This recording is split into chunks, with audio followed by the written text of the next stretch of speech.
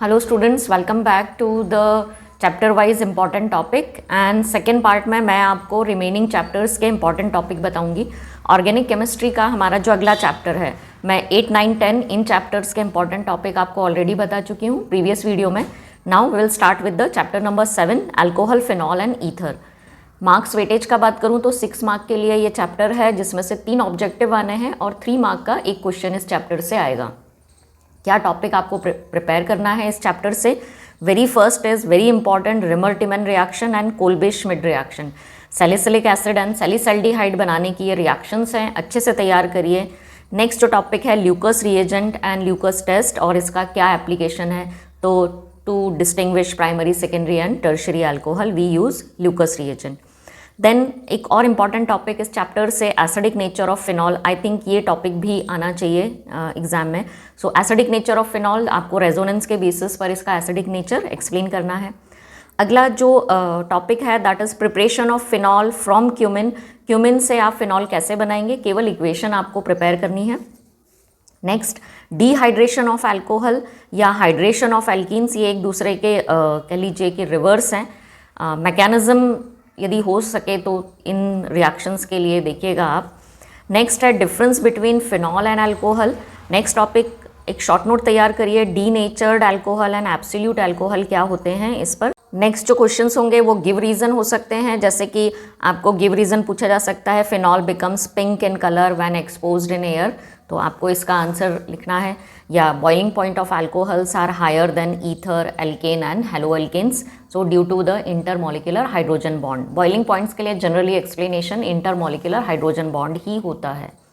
Next जो है आपको तैयार करना है, what is the role of yeast in ethanol production, क्योंकि ये 2 रिक्वायर्ड एंजाइम्स का सोर्स है। इन्वर्टेज एंड जाइमेज एंजाइम इसके पास होते हैं और इसीलिए इसको यूज़ किया जाता है इथेनॉल प्रोडक्शन में। नेक्स्ट है what is molasses and production of ethanol from molasses. ये यदि आपके बाकी टॉपिक तैयार हो जाते हैं तो ये टॉपिक आप देख लीजिएगा। अगला जो क्वेश्चन बन सकता है दैट इज़ ऑन कन्वर्जन्स पर क्वेश्चन बन सकता है कि फिनॉल से आप ये कंपाउंड्स कैसे बनाएंगे। फर्स्ट इज़ 2,4,6 ट्राइब्रोमोफिनॉल या एनिलिन या पिक्रिक एसिड या सैलिसिलिक एसिड। तो सैलिसिलिक एसिड तो आपका ये कोल्बे-श्मिट रिएक्शन में आ ही जाना है। तो ये कंपाउंड्स आप फिनॉल से कैसे बनाएंगे, केवल आपको इक्वेशंस लिखते आनी चाहिए। और इन द लास्ट यदि प्रिपेयर कर सकते हैं तो थोड़ा सा पढ़कर ज़रूर जाइएगा Victor Meyer test to distinguish primary, secondary and tertiary alcohol. Next जो हमारा चैप्टर है that is chapter number 6, haloalkanes and haloarenes. Marks weightage है 6 मार्क का ये चैप्टर है, जिसमें से 2 ऑब्जेक्टिव आने हैं एंड 4 मार्क का एक क्वेश्चन इस चैप्टर से। अकेला 4 मार्क का क्वेश्चन जो आएगा पेपर में वो इसी चैप्टर से आना है। चैप्टर बड़ा इजी एंड इंटरेस्टिंग है। सबसे पहले आपने तैयार कर लेना है SN1 एंड SN2 मैकेनिज्म। इसको इसको एक्सप्लेनेशन के फॉर्म में प्लस डिफरेंस के फॉर्म में, दोनों ही फॉर्म में आप तैयार करिएगा। जब आप डिटेल में दोनों मैकेनिज्म पढ़ोगे, डिफरेंस ऐसे ही तैयार हो जाएगा आपका। विथ एग्जाम्पल आप तैयार करिएगा ये मैकेनिज्म। नेक्स्ट जो तैयार करना है टॉपिक एलिमिनेशन रिएक्शन, और एलिमिनेशन रिएक्शन हमेशा पूछी जाती है सेटजेफ रूल के लिए। तो elimination reaction with सेटजेफ rule with 1 example आपने ये तैयार करना है। क्लोरोब्यूटेन वाला आप एग्जाम्पल ले लीजिएगा और उससे ये सेटजेफ रूल एक्सप्लेन कर दीजिएगा। मेरे चैनल पर इससे रिलेटेड वीडियोस अवेलेबल हैं। SN1, SN2 मैकेनिज्म पर भी मैंने वीडियो बना रखे हैं, प्लस एलिमिनेशन रिएक्शन पर भी, प्लस सेटजेफ रूल पर ये वीडियो अवेलेबल हैं। आप चाहें तो वहाँ से इन टॉपिक को प्रिपेयर कर सकते हैं।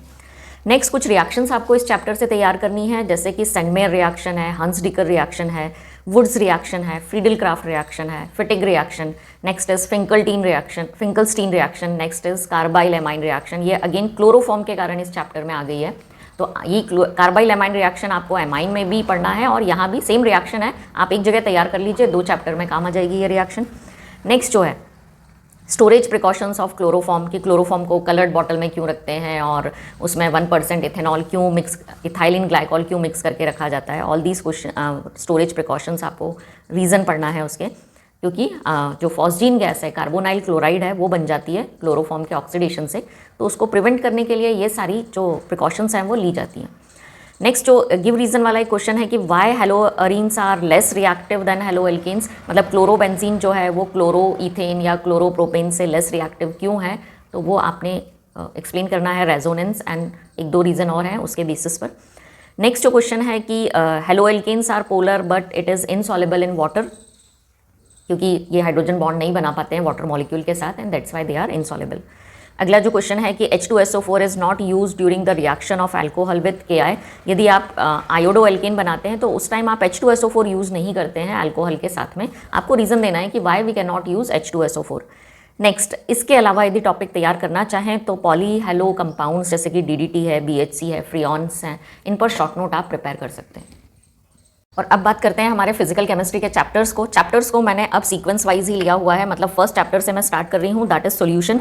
मार्क्स के वेटेज का बात करूँ तो 7 मार्क के लिए ये चैप्टर है और इससे 2 ऑब्जेक्टिव्स आने हैं, 2 मार्क का एक क्वेश्चन आना है और साथ में 3 मार्क का एक क्वेश्चन आना है। मतलब ये वो चैप्टर है जिसमें से 2 मार्क के लिए, 3 मार्क के लिए और ऑब्जेक्टिव्स तीनों ही इस चैप्टर से आने वाले हैं।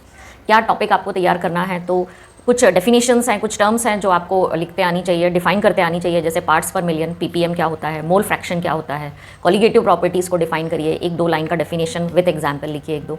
SPM सेमी परमिएबल मेम्ब्रेन क्या होता है, वेंट ऑफ फैक्टर क्या है, RO reverse osmosis, osmotic pressure क्या है, ये डिफाइन करिए। आइसोटोनिक सॉल्यूशंस क्या होते हैं, इसके अलावा KB एंड KF क्या है, molar elevation, boiling point constant and molar depression, freezing point constant का डेफिनेशन आपको डिफाइन करते आना चाहिए। केवल डेफिनेशन आपने इन टॉपिक्स की तैयार करनी है। नेक्स्ट जो लॉज आपको इस चैप्टर से तैयार करना है, Henry's law with its 2 application तैयार करिए। रॉल्स का लॉ आपने तैयार करना है up to mathematical expression, means PA equals to PA naught into XA, यहाँ तक आपने मैथमेटिकल एक्सप्रेशन तक इसको रेडी करके रखना है। नाउ डिफरेंस का बात करूँ तो डिफरेंस आपको तैयार करना है बिटवीन मोलैरिटी एंड मोलैलिटी। इसके अलावा ideal and non ideal solution में डिफरेंस तैयार करके रखिए। इस चैप्टर से न्यूमेरिकल्स भी आएंगे और न्यूमेरिकल होंगे टॉपिक जो होंगे elevation in depression in freezing point आपको पर बेस्ड न्यूमेरिकल हो सकते हैं, डेल्टा TB बेस्ड न्यूमेरिकल हो सकते हैं या ऑस्मोटिक प्रेशर पर बेस्ड न्यूमेरिकल हो सकते हैं। जनरली इन न्यूमेरिकल्स में आपसे मोलर मास ऑफ सॉल्यूट पूछा जाएगा जो इजीली आप फाइंड कर सकते हैं। इस पर मैं एक वीडियो ज़रूर बनाऊंगी आपके एग्जाम से पहले। नेक्स्ट जो एक क्वेश्चन मैंने बार बार देखा है कि calculate molarity and molality of pure water, ये भी हो सकता है आपको पूछा जाए, मे बी ऑब्जेक्टिव में, मे बी आपको कैलकुलेट करने के लिए बोला जाए। यदि ऑब्जेक्टिव में आता है कोई भी चीज़ मोलैरिटी या मोलैलिटी प्योर वाटर की, आपने आंसर याद करके रख लेना है 55.5, ये आंसर है, ये करेक्ट आंसर है जो आपको टिक करके आना है एग्जाम में। अब बात कर लेते हैं next chapter, that is electrochemistry. सबसे ज़्यादा वेटेज वाला हमारा ये जो चैप्टर है इलेक्ट्रोकेमिस्ट्री, 9 मार्क्स का इसमें वेटेज है, 9 मार्क के लिए ये चैप्टर है और इस चैप्टर से 2 आने वाले हैं ऑब्जेक्टिव्स। इसके अलावा इस चैप्टर से आएगा 2 मार्क का एक क्वेश्चन और एक क्वेश्चन होगा 5 मार्क का। तो इस तरीके से वेटेज बन जाता है इसका 9 मार्क्स का। बहुत अच्छे से तैयार करिए ये चैप्टर इलेक्ट्रोकेमिस्ट्री। सबसे पहले कुछ टर्म आपको डिफाइन करनी है, वेरी इंपॉर्टेंट, सेल कांस्टेंट क्या होता है विद फार्मूला, आप तैयार करिए इसको। यूनिट ज़रूर फाइंड करते आना चाहिए आपको, या लर्न कर लीजिए यूनिट, यदि आपको फाइंड करने में दिक्कत है तो। Next is molar conductivity, next is equivalent conductivity, next is specific conductivity, specific resistivity और स्पेसिफिक रेजिस्टेंस, दैट इज रो। तो ये टर्म आपको डिफाइन करते और इनका फॉर्मूला लिखते आना चाहिए। नेक्स्ट है फैराडेज लॉ ऑफ इलेक्ट्रोलिसिस, तो दोनों लॉज आपको लिखते आना चाहिए विथ मैथमेटिकल एक्सप्रेशन। नेक्स्ट जो थ्योरेटिकल पोर्शन आपने तैयार करना है with diagram, that is SHE, standard hydrogen electrode, आपको एक्सप्लेन करते आना चाहिए इलेक्ट्रोड रिएक्शंस के साथ में। और एक बहुत इंपॉर्टेंट लॉ इस चैप्टर का है कोलरैश लॉ एंड इट्स एप्लीकेशन, तो ये अच्छे से तैयार करिए आप। हो सकता है इस पर बेस्ड न्यूमेरिकल्स आ जाएं इसके कैलकुलेशन पर बेस्ड। नेक्स्ट जो पोर्शन है dry cell and lead storage battery, आप तैयार करिए। इनमें से कोई एक टॉपिक में भी एग्जाम में दे दिया जाए। न्यूमेरिकल इस चैप्टर से आएंगे और न्यूमेरिकल होंगे या तो कैलकुलेशन ऑफ मोलर कंडक्टेंस आपको दिया जाएगा, जैसे मैंने बोला था कोलरैश लॉ पर के एप्लीकेशन पर न्यूमेरिकल बन सकता है। वो न्यूमेरिकल हो सकता है डिग्री ऑफ डिसोशिएशन या may be molar conductance find करने के लिए बोला जाए, डिसोशिएशन कांस्टेंट के कैलकुलेशन पर न्यूमेरिकल बन सकता है। इसके अलावा कुछ क्वेश्चन ऐसे बन सकते हैं कि how much electricity in terms of Faraday या in terms of coulombs is required for reduction of, तो इस टाइप के कुछ, या to obtain calcium from CaCO3 और CaCl2, वो आपको कुछ क्वांटिटी दे देंगे और आपसे पूछेंगे कि कितनी इलेक्ट्रिसिटी हमको पास करनी पड़ेगी इस रिएक्शन को कंप्लीट कराने के लिए। तो पॉसिबल हुआ तो इस टाइप के क्वेश्चंस की प्रैक्टिस भी मैं आपको अपने चैनल पर दूंगी। चैनल को जो भी वीडियोस अपलोड हो रहे हैं आप इनको ज़रूर देखें, शेयर करें और लोगों को भी कहें कि चैनल सब्सक्राइब करें। नेक्स्ट जो हमारा चैप्टर है chapter number 3, that is chemical kinetics. 7 mark का वेटेज है इस चैप्टर का और इस 7 मार्क के वेटेज में 2 ऑब्जेक्टिव्स आएंगे इसमें से, और जो क्वेश्चन होगा 2 ऑब्जेक्टिव के बाद 2 मार्क का एक क्वेश्चन होगा और 3 मार्क का एक क्वेश्चन होगा। मतलब ये ऑलमोस्ट सॉल्यूशन चैप्टर जैसे ही हो गया है कि 2 ऑब्जेक्टिव, 2 मार्क का एक क्वेश्चन और 3 मार्क का एक क्वेश्चन, तो टोटल वेटेज हो गया 7 मार्क का। क्या आपने तैयार करना है? सबसे पहले ये डिफरेंसेस पहली फुर्सत में आप तैयार कर लीजिए इस चैप्टर से, molecularity and order of reaction with example तैयार करिए। तो यदि शॉर्ट नोट आता है तो विथ एग्जाम्पल लिख दीजिएगा आप इनको। नेक्स्ट जो डिफरेंस तैयार करना है, rate constant and rate of reaction में डिफरेंस तैयार कर लीजिए। इसमें डिफरेंस ही तैयार करिए, एग्जाम्पल तो आएगा नहीं, बट शॉर्ट नोट आता है तो डिफरेंस के पॉइंट्स आप उठाकर लिख सकते हैं उसमें। नेक्स्ट जो है एक कॉन्सेप्ट बेस्ड क्वेश्चन हो सकता है कि determine order of reaction and unit of के। बहुत इजी टॉपिक है ये, तो आपको ऑलरेडी वो रेट लॉ एक्सप्रेशन दे देंगे, पावर को प्लस करके आप ऑर्डर निकाल लीजिएगा। इस पर भी मैंने वीडियो बनाया हुआ है और मेरे चैनल पर वीडियो अवेलेबल है।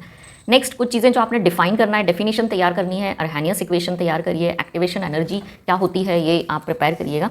Next pseudo first order reactions क्या हैं विथ एग्जाम्पल, एक एग्जाम्पल के साथ स्यूडो फर्स्ट ऑर्डर रिएक्शन को आपको डिफाइन करते आना चाहिए। Next very easy topic is factors affecting rate of reaction, ये तैयार करिएगा, ये एक बार पढ़ेंगे तो वैसे ही आपको याद हो जाएगा। सबसे इंपॉर्टेंट टॉपिक इस चैप्टर का मेरे हिसाब से है हाफ लाइफ पीरियड, डिफाइन करिए इसको। और 2 प्रूव दैट टाइप के क्वेश्चन आते हैं, ये बार बार एमपी बोर्ड में रिपीट हुए हैं कि prove that half life of zero order reaction is directly proportional to the initial concentration of reactant. और दूसरा क्वेश्चन आता है कि prove that half life period of first order reaction is independent of initial concentration of reactant. छोटा छोटा सा derivation है इसका, ये आप प्रूव दैट में लिख सकते हैं। न्यूमेरिकल आ सकते हैं for the calculation of half life period of reaction, तो किस टाइप के न्यूमेरिकल होंगे वो अपन सेपरेट एक वीडियो में देखेंगे। अभी फिलहाल मैं मार्क्स वेटेज आपको बता देती हूँ अगले चैप्टर का। नेक्स्ट जो हमारा चैप्टर है चैप्टर नंबर 4 और नाम है D and F block elements, weightage है 7 मार्क का, 4 ऑब्जेक्टिव्स इसमें से आने हैं और 3 मार्क का एक क्वेश्चन इस चैप्टर से आना है। जिन लोगों को न्यूमेरिकल से डर लगता है उनके लिए ये बहुत अच्छा चैप्टर है, कोई न्यूमेरिकल नहीं है, थ्योरी आपने तैयार करना है इस चैप्टर से।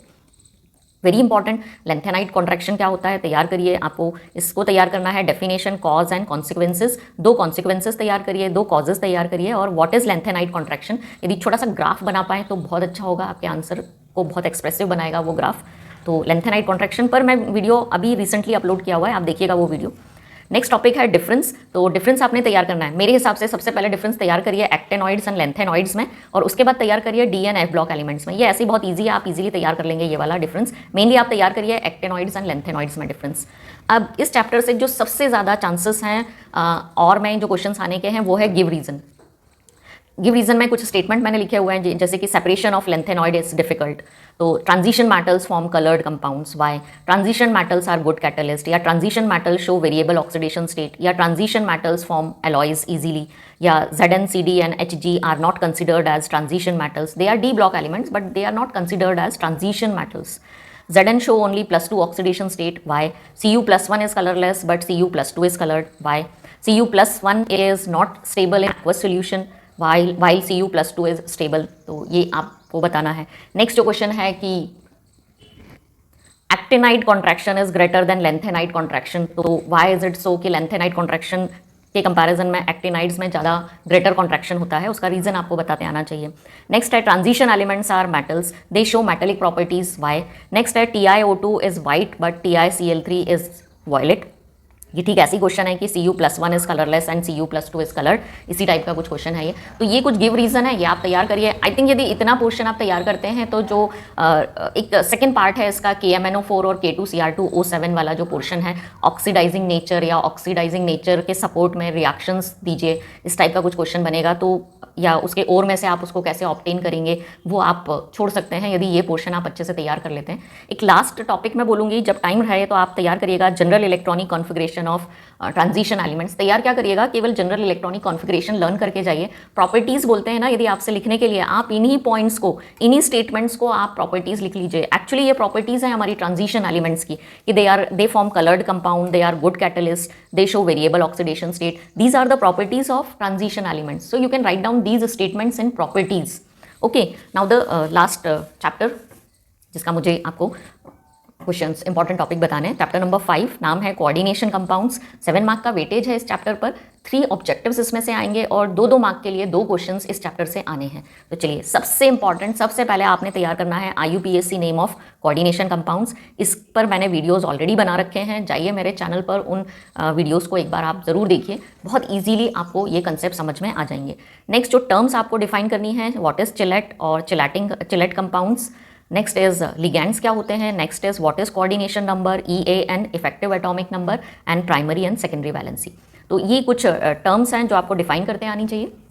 देखिए, प्राइमरी एंड सेकेंडरी वैलेंसी आपको काम आ जाएगी वेर्नर की थ्योरी में। एक्चुअली इन वैलेंसीज का कंसेप्ट वेर्नर ने ही दिया था। तो नेक्स्ट आपको वेर्नर थ्योरी के पोस्टुलेट्स तैयार करने हैं। 2 पोस्टुलेट्स तो यही डेफिनेशंस आ जाएंगी, 2 और तैयार कर लीजिएगा आप। नेक्स्ट जो आपको टॉपिक तैयार करना है, difference between double salt and complex salt. Easy है, ये ईजिली आप तैयार कर सकते हैं।